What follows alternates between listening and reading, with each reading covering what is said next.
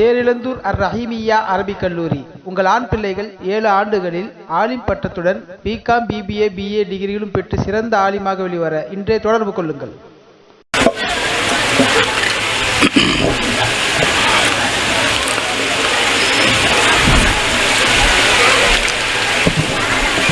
பிஸ்மில்லாஹிர் ரஹ்மானிர் ரஹீம்.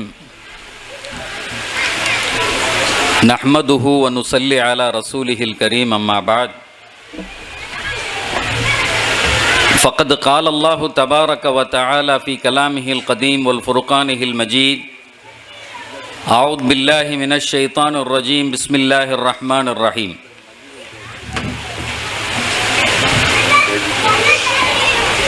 கிதாபுன் அன்ஸல்னாஹு இலைக முபாரக்குன் லியத்தப்பரு ஆயாத்திஹி வலியததக்கர உலுல் அல்பாப். ஸதகல்லாஹுல் அஸீம்.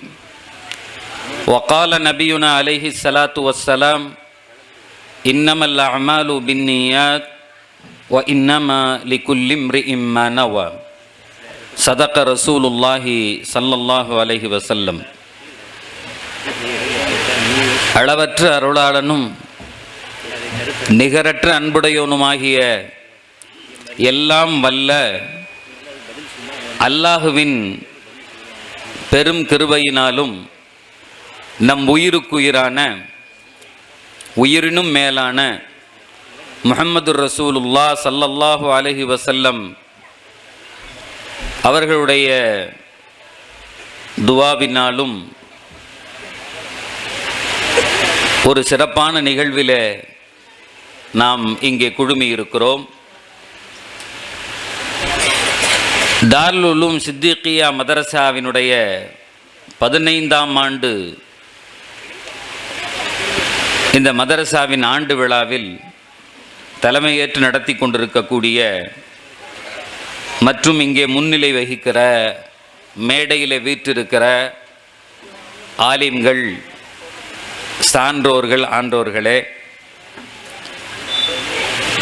இங்கே வருகை தந்திருக்கிற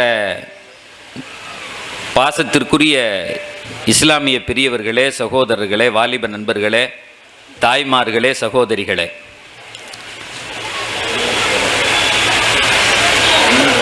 ஹஜ்ரத் நம்முடைய மரியாதைக்குரிய டவுன் காஜி ஹஜ்ரத் சொன்னாங்க அப்படின்னு சொல்லிட்டு இங்கே எனக்கு முன்னே அருமையான கருத்துரையை தொகுத்து வழங்கிய சாதிக் ஹசரத் ஒரு செய்தியை சொன்னாங்க. அரபியில் பேசி காமிக்கணும். இது பிள்ளைகளுக்கு மட்டும் போட்டின்னு பார்த்தா வந்தவனையும் போட்டியில் இறக்கி விட்றாங்க. உங்கள் ஆளுங்க ஈரோடு ஒரு குசும்பான ஊருன்னு கேள்விப்பட்டிருக்கேன். கூப்பிட்டு வந்து உட்கார வச்சு அரபியில் ஏற்கனவே கேட்க 2:30 மணிலேருந்து உட்காந்துருக்கோன்னு அங்கேருந்து சத்தம் வருது. இதில் இன்னும் அரபியில் பேசுனா போயிட்டு வரோம், அஸ்ஸலாமு அலைக்கும், கிளம்பிடக்கூடாது இல்லையா? கருத்தரங்கத்தில் உண்மையிலே பிள்ளைகள் மிக அருமையான சத்தம் கேட்குதா? நல்லா கேட்குது. கருத்தரங்கத்தில் உரை நிகழ்த்திய பிள்ளைகள் உண்மையிலே அற்புதமாக அந்த பிள்ளைகளை பார்க்க சந்தோஷம். இன்னும் அவர்களுக்கு நேரம் கொடுத்து அவர்கள் ஓதுகிற, அவர்கள் பேசுகிற அந்த செய்திகளை கேட்கலாம் என்று இந்த நேரத்தில் மரியாதைக்குரிய இந்த மதரசாவினுடைய அந்த ஆசிரியர்களிடத்தில் இந்த நிகழ்ச்சிகளை, அந்த பிள்ளைகளை உருவாக்கிய அந்த உஸ்தாதுமார்களுக்கு நான் நன்றி சொல்லிக் கொள்கிறேன். இந்த நிகழ்வின் ஊடாக அந்த ஆசிரியர்களுடைய முயற்சி எவ்வளவு இருக்கிறது என்பதை என்னால் பார்க்க முடிகிறது. ரெண்டாவது, இந்த கருத்தரங்கத்தில் இன்றைக்கி உள்ள பஞ்சாயத்துக்கு யார் காரணம்னா எங்கள் அத்தாவும் அம்மாவும் தான். அப்படி தயவு செஞ்சு அதை வைக்காதீங்க. அடுத்த வருஷம் அனுப்பியே விட மாட்டா. தாய்மார்கள்லாம் பார்த்துக்கிட்டே இருக்கு. அப்படியா, உன்னை அனுப்புனதுனால தானே இந்த பஞ்சாயத்துங்களாம். இப்போ அனுப்புனதுனால தானே அந்த பிள்ளைய நல்லா இருக்குது. அதனால் கொஞ்சம் டாப்பிக்கை மட்டும் மாற்றி, இன்னைக்கு உலகம் விளங்குறதுக்கு காரணமே எங்கள் அத்தாவும் அம்மா தான். அப்படி வைங்க டாப்பிக்கை. ஏன் அப்படின்னு கேட்டால், எங்களை மதரசாக்கு அனுப்புனாங்க, நாங்கள் இப்படி வந்து நின்று பேசுகிறோம்ல, இதுக்கு காரணம் எங்கள் அத்தாவும் அம்மாவும் தான். மற்ற அத்தா விளங்கிங்க, உங்களையும் எங்களை மாதிரி உங்கள் பிள்ளைகளை அனுப்பிவிடுங்கன்னு சொல்ல வைங்க. அடுத்த வருஷம் கூட்டம் ஜாஸ்தி ஆகும். அஜர்த்து 200 தான் அப்படின்னாரு கேட்கும்போது. அதனால் தயவு செஞ்சு டாப்பிக்கை மாற்றிக்கிங்க, செய்தியை மாற்றி சொன்னால் நீங்கள் பாட்டுக்கும் அவங்கள திட்ட விட்டா அந்த புள்ள வசத்தனுக்கு திட்டுது. எவ்வளவு முடியுமோ எங்கள் அத்தா அம்மாவை தவிர மீதி எல்லா பயிலுங்குது. ஒரே அடியா நம்மளையும் சேர்த்து, எனக்கே வயிறில் கொஞ்சம் புளி கலக்கிருச்சு, நம்மளையும் சேர்த்து இறக்குறாரு. கடைசியில் தான் அஜர்த்திட்ட யாருன்னு கேட்டால் நாடறிந்த பேச்சாளர் இல்லை நம்ம ஜப்பார் அஜரத்தினுடைய பேதி. அப்போ வாய் பேசுன்னேன். பேசு வாயை பேசுனேன். அல்லாஹ் அருட்கிருபை புரிவானாக. உண்மையிலே சகோதரர்களே, இன்றைக்கு வந்து இந்த மேடையில் இருக்கிற அந்த பிள்ளைகளை பார்க்கிற போது நான் அடைந்த மகிழ்ச்சி, அல்லாஹ்வினுடைய வேதத்தை அவர்களுடைய வாயிலிருந்து ஓதுகிற போது நன்றாக விளங்கி கொள்ளுங்கள். ஒரு காலம் வரும், நம்முடைய பிள்ளைகள் நாளை கியாமத்திலே கொண்டு வந்து நிறுத்தப்படுவார்கள். அவர்கள் ஓதுகிற அந்த குர்ஆனுடைய வசனங்களை கொண்டு அல்லாஹு தஆலா நம்மளை விஐபி ஆக்குவான். ரெட் கார்பெட் அந்த இடத்துல போடப்படும். நாம் அங்கே ரெட் கார்பெட்டில் நடத்தி வைக்கப்படுவோம். நம்முடைய தலையில் கிரீடங்கள் இருக்கும். நம்முடைய குழந்தைகள் அழைத்து வருகிற போது எல்லாத்தையும் தள்ளுறான்ருவான். அங்கே யாருக்கும் பெருமைலாம் கிடையாது. தள்ளுன்றுவான். மலக்குகள் நின்றுட்டு இருப்பான். தள்ளியா அந்த ஆள் யார் வரா எல்லாம் எட்டி பார்ப்பான். அங்கே இந்த குர்ஆனை இப்படி அழகாக ஓதி காட்டிய பிள்ளைகளுக்கு அல்லாஹ் ரெட் கார்பெட் போட்டு வாங்கம்மா. அப்போ அதை பார்க்கிற அந்த தகப்பனாரும் தாயாரும் கண்ணீர் வெடிக்கிற, அந்த ஆனந்த கண்ணீர் வெடிக்கிற அந்த சூழல் இருக்கிறதே. இன்னைக்கு கண்ணுக்கு எதுக்கு பார்க்குறேன் தெரியல, அதனுடைய உயர்வு என்ன அப்படின்னு நமக்கு புரியலை. நான் கிட்டத்தட்ட ஒரு 8 ஆண்டு காலம் துபாயில் ஒரு பணியில் இருந்தேன். துபாயில் இன்டர்நேஷ்னல் குர்ஆன் கான்டெஸ்ட்னு ஒன்று நடக்கும். உலகளாவிய குர்ஆன் போட்டி அப்படின்னு ஒன்று நடக்கும். அதில் உலகத்தினுடைய பல நாடுகளிலிருந்து பிள்ளைகள் வந்து ஓதுவார்கள். அதில் எந்த பிள்ளை ஜெயிக்குதோ அந்த பிள்ளைக்கு 1 மில்லியன் கொடுப்பான் காசு. இப்பயும் நடக்குது. எல்லா நாட்டிலிருந்தும் மில்லியன் கொடுப்பாங்க காசு. சின்ன குழந்தைகளாக இருப்பார்கள், பெரிய ஆள் எல்லாரும் போட்டியில் கலந்துக்கலாம். அந்த போட்டியே அவ்வளவு அழகாக இருக்கும். அதை பார்க்கறதுக்குன்னே கூட நம்ம போகலாம். அந்த போட்டி ஒரு பெரிய ஒரு ஹாலில் பின் ட்ராப் சைலண்ட், மொபைல் எடுக்காது. அப்படி உள்ளே போயிட்டோன்னா அமைதியாக இருக்கும். தராவீஹுக்கு பின்னால் சகர் வரையும் நடக்கும் அந்த போட்டி. எல்லா பிள்ளைகளும் ஒவ்வொருத்தராக வரிசையாக கூப்பிடுவாங்க. அவர் வந்த உடனே அந்த முன்னாடி உள்ள டிவியில் அவர் எந்த நாட்டிலேருந்து வந்திருக்காருன்னு அந்த கொடி டிஸ்பிளே ஆகும். அவர் என்ன கிராத்தில் ஓதுறார் அப்படிங்கக்கூடியது, ஹப்ஸு கிராத்தா என்ன அப்படிங்கிறது பக்கத்தில் வரும். அவரே போய் ஒரு கொஷின் எடுத்துகிட்டு வந்து அங்கே உள்ள நடுவர்கிட்ட தருவார். அந்த நடுவர் பிரிச்சுட்டு உட்கார்ந்துருப்பார். அவருக்கு பக்கத்தில் 3 பேர் ஜட்ஜி, அவரோட சேர்த்து 4 பேர் ஜட்ஜி.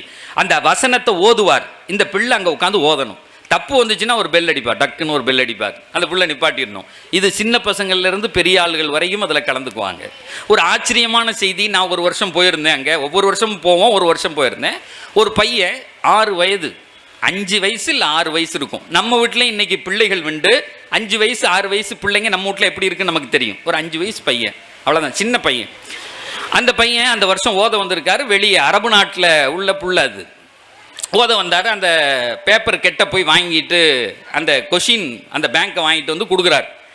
அந்த நடுவர் ஜூரி அவர் உடச்சி அந்த பேப்பர் எடுத்து வைக்கிறார். இங்கேருந்து போய் அந்த நடுவில் போட்டிருக்கக்கூடிய அந்த சேரில் அந்த பையனுக்கு ஏற முடியலை. அவனு ஏறி உட்கார்றதுக்கு ட்ரை பண்ணுறான், ஏற முடியலை. உடனே பக்கத்தில் நின்று இருந்த ஒரு அரபி வந்து தூக்கி உட்கார வச்சார்.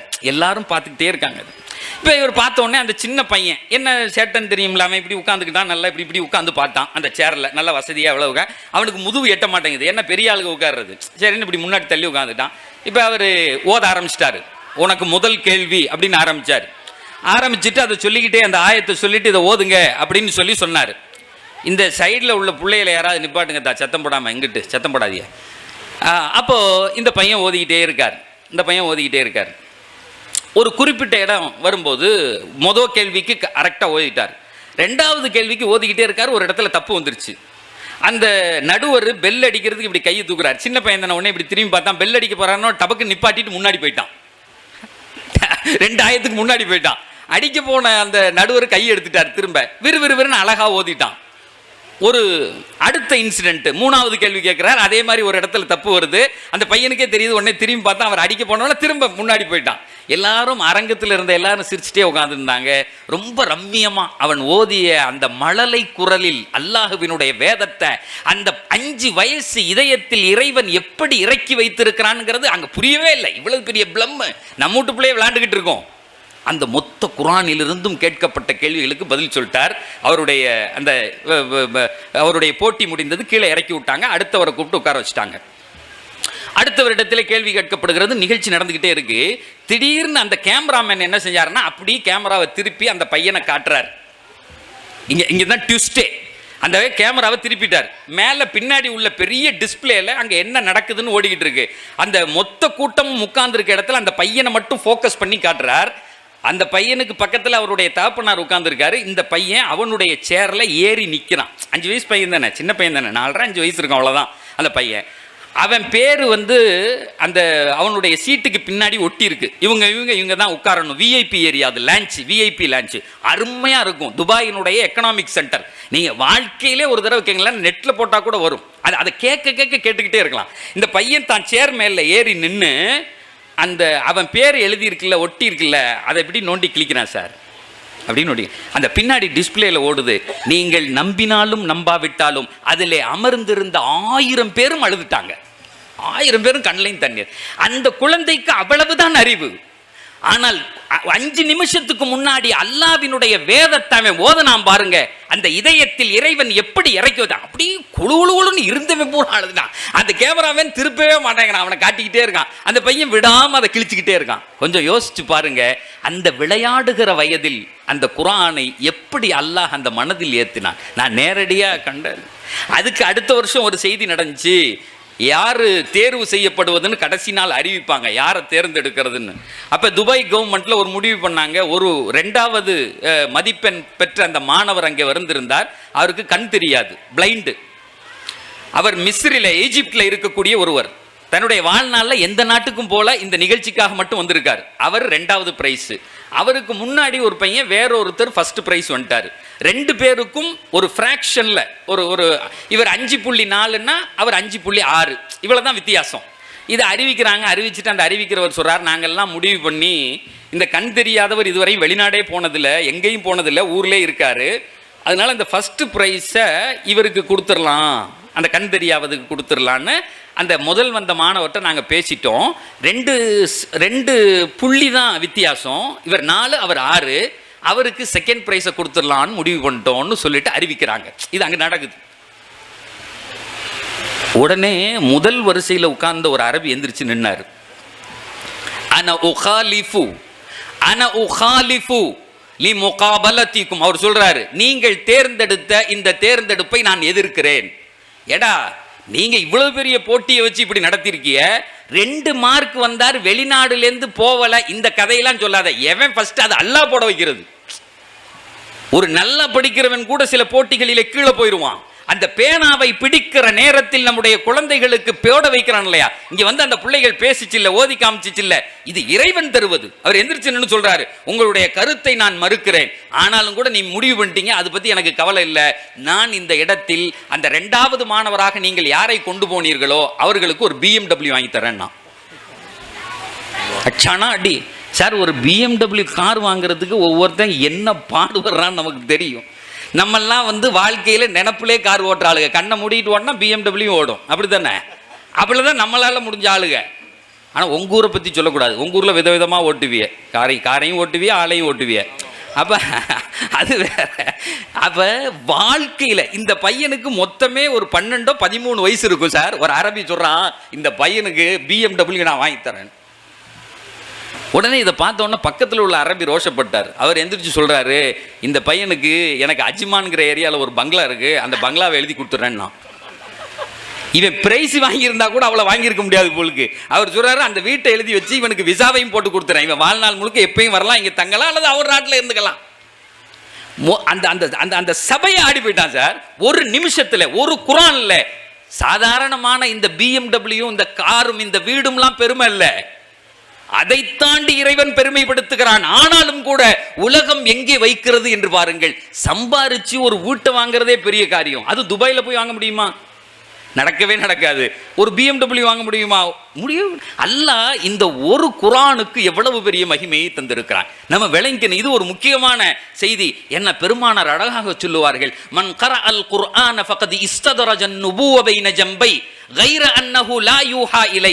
நீங்கள் நினைக்க வேண்டாம், உங்களுடைய குழந்தைகள் குர்ஆனை திறந்து அவர்கள் மதரசாவிலோ அல்லது வீடுகளிலோ உங்களுடைய மக்கள்கள் வரிசை வரிசையாக படிக்கிறார்களே, அல்ஹம்துலில்லாஹி ரப்பில் ஆலமீன் அர் ரஹ்மானிர் ரஹீம், என் புள்ளை ஏதோ குர்ஆன் ஓதுது அப்படின்னு நீ நினைச்சிட வேண்டாம். 1400 ஆண்டுகளுக்கு முன்னால் தன் வாழ்க்கையில் என்றைக்கும் பொய்யே சொல்லாத அந்த பெருமானார் சொல்லுகிறார்கள், மன் கரஅல் குர்ஆன ஃபகத் இஸ்ததரஜன் நுபுவ பைன ஜம்பை. எவன் ஒருவன், எந்த குழந்தை தன்னுடைய அல்லாஹ்வினுடைய வேதத்தை திறந்து வைத்து பிஸ்மில்லாஹிர் ரஹ்மானிர் ரஹீம் என்று சொன்னால், அல்லாஹ்வினுடைய தூதருக்கு எந்த நுபுவத்தினுடைய ஒளி தரப்பட்டதோ அந்த ஒளி அந்த குழந்தையினுடைய இதயத்தில் இறங்குகிறது என்று சத்தியத்தை மட்டும் பேசிய பெருமானார் சொன்னார்கள். ஃபக்கத் இஸ்ததரஜ, இந்த இஸ்ததரஜ அப்படிங்கக்கூடிய வார்த்தைக்கு இன்றைக்கு அந்த லிவர் பிளான்டேஷன் அப்படின்லாம் சொல்றாங்க இல்லையா, லிவரை எடுத்துட்டு லிவர் மாத்துறது, கிட்னி எடுத்து கிட்னி மாத்துறது, அந்த வார்த்தைக்கு இந்த அரபி யூஸ் பண்றாங்க. பிளான்டேஷன் அப்படிங்கக்கூடிய வார்த்தை, ஒன்றை எடுத்து விட்டு இன்னொன்றை சொருகுவது. பெருமானார் சொன்னார்கள், அந்த இதயத்தில் அல்லாஹ் நூரை சொருகுவான். அது என்ன நூர்? அது நுபுவத்தினுடைய நூர். யாராலும் அதெல்லாம் கிடைக்காது. ஒருத்தருக்கு நுபுவத்தினுடைய நூர் அந்த இதயத்தில் இறங்கி விட்டால் அதுக்கு மேல அவன் வழிகிடவே மாட்டான் சார். அவன் எதை நினைக்கிறானோ, அவன் நினைப்பதற்கு முன்னால் இந்த உலகத்தில் அவனால் அடைந்து கொள்ள முடியும். அதுதான் இந்த குர்ஆனுடைய பெரிய பரக்கத்து. இன்னைக்கு நம்முடைய பிள்ளைகளை ஏதோ இப்படி அனுப்புறோம், போறாங்க, ஓதுறாங்க, நினைத்து விட வேண்டாம். இதை நடத்துகிற நிர்வாகிகளை உங்களுக்கும் சொல்லுகிறேன். ஏதோ வர்றாங்க, பிள்ளைங்க உட்கார்ந்து இருக்காங்க, ஓதிட்டு போறாங்க, இல்ல. ஃபக்கத் இஸ்ததரஜ நுபுவ பைன ஜம்பை கைர அன்னஹு. அதனால நீ என்ன நினைச்சிட வேண்டாம். சில நேரத்தில் ஒரு 10 நாள் ஜமாத் போயிட்டு வந்து, அல்லது வேற ஏதாவது ஒரு வாரம் தொழுவு போயிட்டு வந்து அவன் என்ன செய்வான்னா, வெளியே இறங்கிட்டு இப்படி வானத்தை பார்க்குறான். என்னையா ஒரு மாதிரி பார்க்குறேன்னு கேட்ட, வகி வருதான்னு பார்க்குறேன். ஏண்டா 4 நாள் 40 நாள் தொழுதா உனக்கு வகி இறங்கிருமா? அப்படிலாம் இறங்காது. பெருமானார் சொன்னார்கள், இது நுபுவத்தினுடைய நூர். அதனால வகின்னு ஒண்ணு பெருமானாருக்கு வர்றதுன்னு நினைச்சுக்காதீங்க. அந்த ஒளியை ஏந்தி நம்மிடத்தில் பெருமானார் தந்திருக்கிறார்கள். நம்மிடத்தில் தந்திருக்கிறார்கள். குர்ஆன்ல ஒரு வசனம் இருக்கு, எப்போது நான் படித்தாலும் அதை அழாமல் என்னால் கடக்க முடியாது. அப்படியே மெய் சிலுத்துரும். அப்படியே அதை ஓதுகிற போது என்னுடைய உடல். சகோதரர்களே, ஏதோ இவர் வந்திருக்காரு, வானத்துக்கு மேல பூமி கீழே ஏதோ ஒரு 2 கதையை, அப்படிலாம் நான் வரல. உங்கள் இதயத்தில் குந்தானியை போட்டு நீ யார்? இந்த பிள்ளைகள் பேசிச்சில்ல, ஒரு தந்தையாக ஒரு தாயாக நீ எப்படி ரோல் மாடலாக இருக்கணும். அல்லாவும் அல்லாவினுடைய தூதரும் அந்த வேத ஒளியில் நம்மை வழிபடுத்துவதற்கு வந்திருக்கிறேன். நான் பேசுகிற பேச்சுக்கள் ஏதோ வாயளவில் இல்லை. என்னையும் உங்களையும் நான் பேசுகிற பேச்சையும் இறைவன் பொருந்திக் கொள்ள வேண்டும். நாளை காலை நாம் மாற வேண்டும். இந்த வேதத்தினுடைய வெளிச்சம் என்றால் என்னவென்று விளங்கிக் கொள்ள வேண்டும் என்ற எண்ணத்தை தவிர வேறு எண்ணத்தில் நான் இங்கே வந்து பேச வரல. ஏன்னா ஒரு நீண்ட சஃபர். திருச்சியிலிருந்து நேற்று நைட்டு நாகப்பட்டினத்தில் கூட்டம். அதை முடிச்சுட்டு நான் வீட்டுக்கு வரும்போது 2 மணி. அன்னைக்கு இவங்க அஜர்த்து கூப்பிட்டாங்க அப்படிங்கிறதுக்காக வேண்டி, ஏன்னா ஏற்கனவே அந்த மாநாட்டில் பேசினீங்களே அஜர்த்து, என்ன ஒற்றுமை மாநாட்டில், அதனால கொஞ்சம் வந்து பேசுங்கன்னு கேட்டாங்க. ஈரோடு பிடித்து போனது. 2வது ஈரோடு பிடித்ததற்கு காரணம் என் தந்தை தாவூதியால கொஞ்ச நாள் ஓதுனாங்க. அஜரத்து கூட என் தந்தையினுடைய மண் இங்கே நின்று ஓதி இருக்கிறார்கள். இந்த ஊர் மக்கள் அவர்கள் போட்ட சாப்பாடு என் தந்தையின் வயிற்றில் இறங்கி இருக்கிறது என்ற காரணத்தினால் எவ்வளவு சிரமம் இருந்தாலும் போயிடுவோம் அப்படின்னு சொல்லிட்டு இங்கே வந்தேன். அதனால ஏதோ இவர் வந்து இப்படி சொல்லிட்டு போறதுக்கல்ல. அப்ப அல்லாஹ் வேதத்திலே சொல்லுகிறான், கிதாபுன், அல்லாஹ் சொல்லுவான், இந்த வேதத்தை அல்லாஹ் அறிமுகப்படுத்துவான். இது என்ன தெரியுமா? கிதாபுன், கிதாபுன் அன்ஸல்நாஹு இலைக முபாரக், முபாரக் லியதப்பரு ஆயாத்திஹி வலியததக்கர உலுல் அல்பாப். அல்லாஹ் அழகா சொல்லுவான், இந்த வேதத்தை அட்ரஸ் பண்ற உரிமை என்னை சார்ந்தது. நீங்கள் தொட்டு தடவி எந்த வேதத்தை ஓதிக்கொண்டிருக்கிறீர்களோ, இது அல்லாஹ்வினுடைய கலாம் என்று ஓதிக்கொண்டிருக்கிறீர்களோ, சாமானியமா நினைச்சிட வேண்டாம். சும்மா அப்படி பேப்பரை தரையிட்டு இது ஒரு குர்ஆன் போலுக்கு நினைச்சிட வேண்டாம். இறைவன் சொல்லுவான், கிதாபுன், இது ஒரு புக், அன்ஸல்நாஹு இலைக முபாரக்.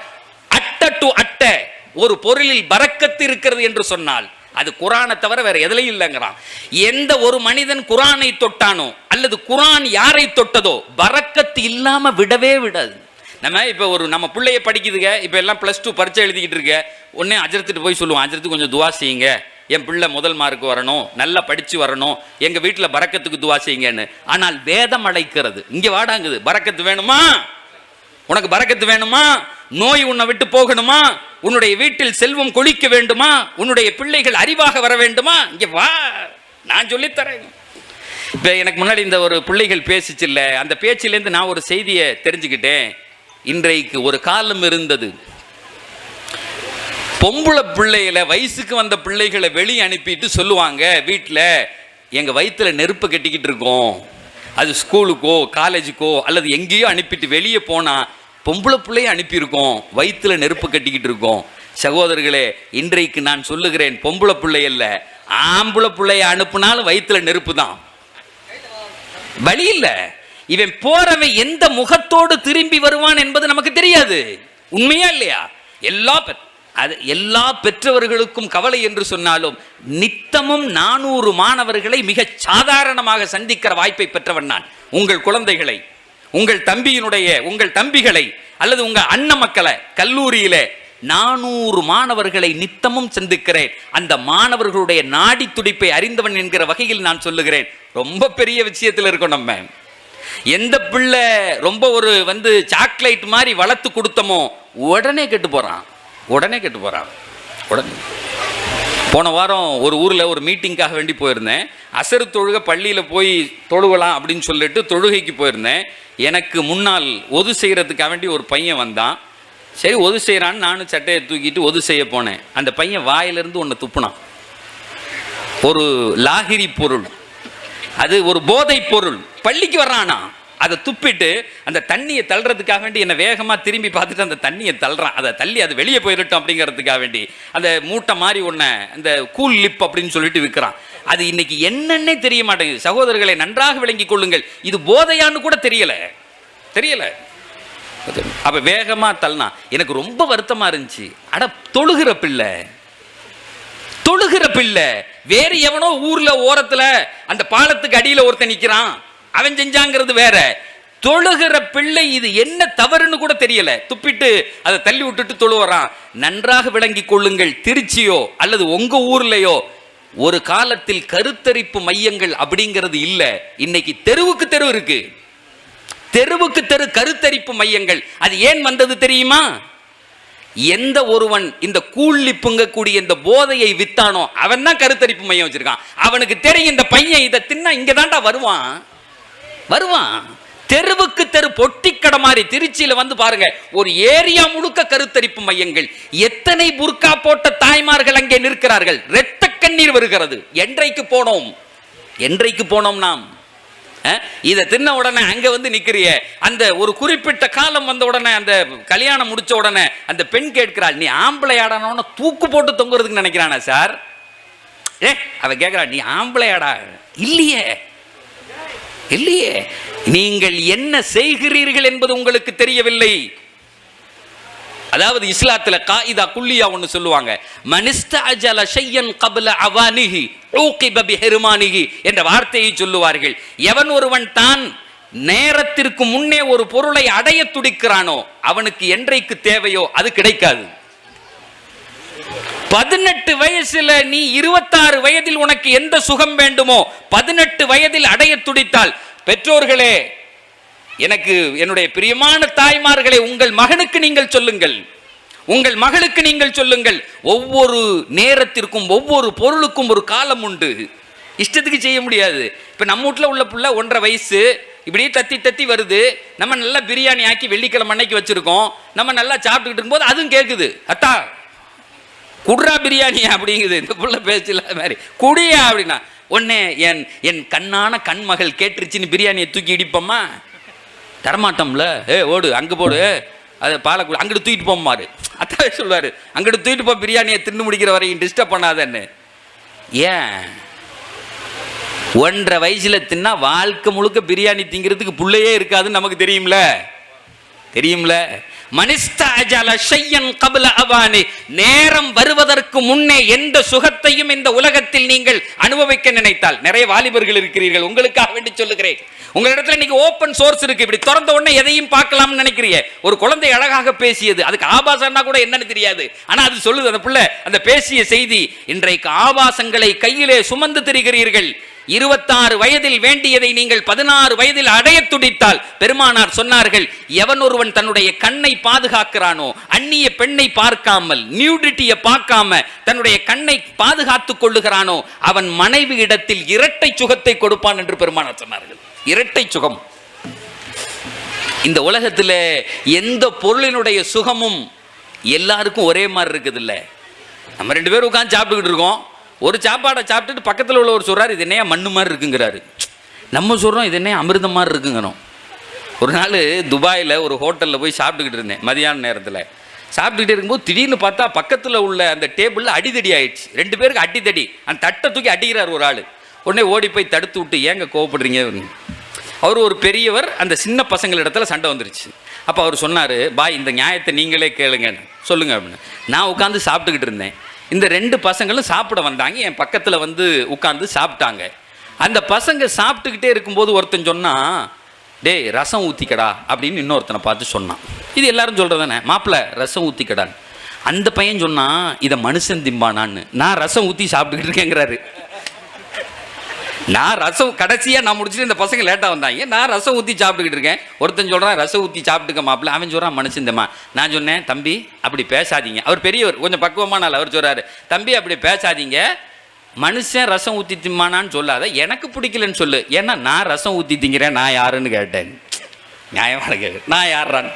உடனே அந்த பையன் சொல்லுங்க, பாய் அதெல்லாம் பேசாதீங்க, இந்த கடையினுடைய ரசத்தை மனுஷன் சாப்பிட மாட்டான் இருக்கான். திரும்ப அந்தால் அந்த ரசத்தை தூக்கிட்டான், அடி அங்க. ஏடா உனக்கு பிடிக்கலன்னா விட்டுட்டு போன்னு. சகோதரர்களை, ஒரு நாளைக்கு சாப்பிடுகிற உணவு இன்னொரு நாளைக்கு அப்படி இருக்காது, அப்படி இருக்காது. அந்த சுகம் அதோடு முடிந்தது. நான் கிட்டத்தட்ட என்னுடைய வாப்பாவினுடைய என்னுடைய பெற்றோர்களுடைய துவா, உலமாக்களுடைய துவா, ஹசரத் என்னுடைய வாப்பாவினுடைய இடத்தில் வைத்து பார்க்கிறேன். அவருடைய துவா 8 ஆண்டு காலம் துபாயில் தப்சீர் கிளாஸ் எடுத்துகிட்டு இருந்தேன். அப்போ ஒரு வார்த்தைக்கு எனக்கு அர்த்தம் புரியல, ரொம்ப நாளாக தேடிக்கிட்டே இருந்தேன். அல்லாஹ் ஒரு வாசகத்தில் சொல்லுவான், ஒமல் ஹயாத்து துனியா இல்லா மத்தா உல் குரூர் என்ற ஒரு வார்த்தை இறைவன் பயன்படுத்துவான். இந்த உலகம் இருக்கிறதே ஒரு ஏமாற்று சுகம் அப்படின்னு சொல்லுவான்.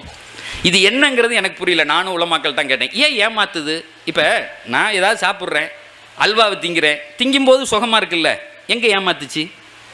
பிரியாணி திங்கிறேன், பிடிக்குது, ஒரு இடத்துக்கு எக்ஸ்கர்ஷன் போகிறேன், ஒரு ட்ரிப்புக்கு போகிறேன், பார்த்தா ஜாலியாக இருக்குது, ஊட்டிக்கு போகிறேன், நல்லா குழு குழுன்னு இருக்குது, அனுபவிக்கிறேன்.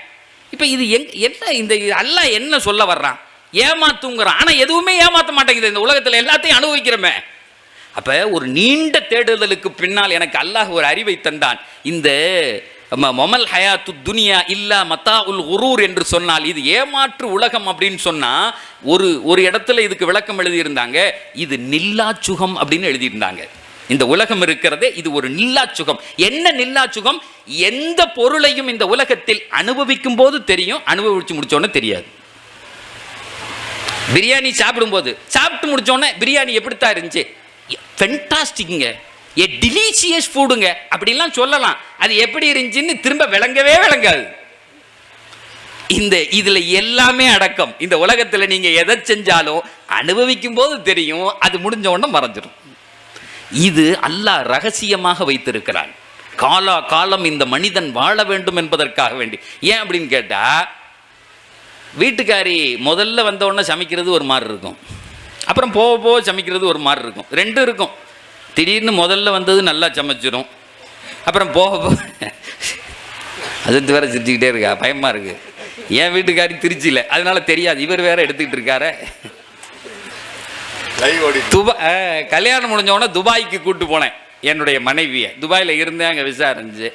எங்கள் அம்மா எல்லாத்தையும் பேக் பண்ணி கொடுத்து அனுப்பி விட்டுருச்சு. அனுப்பி விட்டு சொல்லிச்சு, உனக்கு சாப்பாடாக்கிறதுக்கு என்ன தேவையோ அத்தனையும் உனக்கு அனுப்பி விட்டேன்ருச்சு. சரின்னு நானும் அப்போ தானே கல்யாணமான புதுசு, தெரியாது, வந்தால் வச்சாச்சு. வச்ச உடனே காலையில் கேட்டேன், ஏதாவது செஞ்சிடலாமான்னு. என்ன இப்போ வந்த உடனே கேட்குறிய, கடையில் ஆர்டர் பண்ணுங்கன்னா.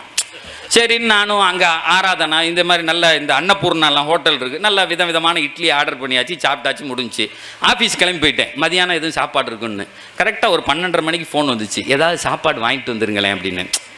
நானும் சரி இன்னும் பிரியாணி, அப்போ தான் நான் கல்யாணம் ஆயிருக்கு, புதுசாக துபாய்க்கு வந்திருக்காங்கும் போது பிரியாணி வாங்கிட்டு வந்தாச்சு. அப்போ ஆஃபீஸ்லேருந்து வந்து நைட்டு கேட்டேன், நைட்டு ஏதாவது செஞ்சிடலாமான்னு. இதில் எனக்கு விளங்கலை, நீங்கள் நைட்டும் ஏதாவது சாப்பாடு வாங்கிருங்களான்னு. சரின்னு வாங்கி கொடுத்தாச்சு. மறுநாளும் இந்த கதை தொடர்ந்துச்சு. நான் பார்த்தேன், எங்கள் அம்மா தான் எல்லாத்தையும் அனுப்பியிருக்கேங்குத, இதில் என்ன இல்லைன்னு தெரியலன்னு. அன்னைக்கு சாயங்காலம் ஒரு நண்பருக்கு ஃபோன் அடித்து, நீங்கள் உங்கள் மனைவியோடு வீட்டுக்கு வர முடியுமான்னு கேட்டேன். தாராளமாக வரேன் செத்துனார். அந்த அம்மா வந்துச்சு. அது ஒரு 15 வருஷம் அங்கே இருக்க ஆளுங்க. அவங்கள்ட்ட சொன்னேன், இந்த பெட்டியை பிரித்து பாருங்கள், ஒரு சமைக்கிறதுக்கு வேறு ஏதாவது தேவை உள்ளது இதில் இருக்கான்னு சொல்லுங்கள் அப்படின்னு. அந்த அம்மா பிரித்து பெர்ஃபெக்டாக அனுப்பியிருக்காங்களேன்னுச்சு. தக்காளி கத்திரிக்காயை தவிர வேற எல்லாம் இருக்காதுங்க, ஒன்றும் பிரச்சனை இல்லை, வாங்க போவோம் அப்படின்னு தக்காளியை வாங்கிட்டு வந்து கொடுத்துட்டு என் வீட்டுக்கார்ட்ட சொன்னேன், நீ எது ஆக்குனாலும் அதுதான் அமிர்தம், நீ என்ன செஞ்சாலும் சரி எதையாவது செய். நான் சொல்றது, நம்ம பிள்ளைகளை இன்னைக்கு கல்லூரிகளுக்கு அனுப்பிடுறோம், ஆனால் சமயக்கட்டுக்கு அனுப்புறது இல்லை. பெண்களே, சமயக்கட்டு தான் நீங்கள் ஆளுகிற இடம். உங்கள் கணவனோ தகப்பனோ பிள்ளையோ அங்கே மண்டி போட்டு கிடக்கான்னா நீங்கள் எப்படி ஆக்குறீங்களோ அதை பொறுத்து தான். அது குறையல்ல. நிறைய பேர் நினச்சிக்கிறான் பொம்பளைன்னா வேலை செய்யணுமா.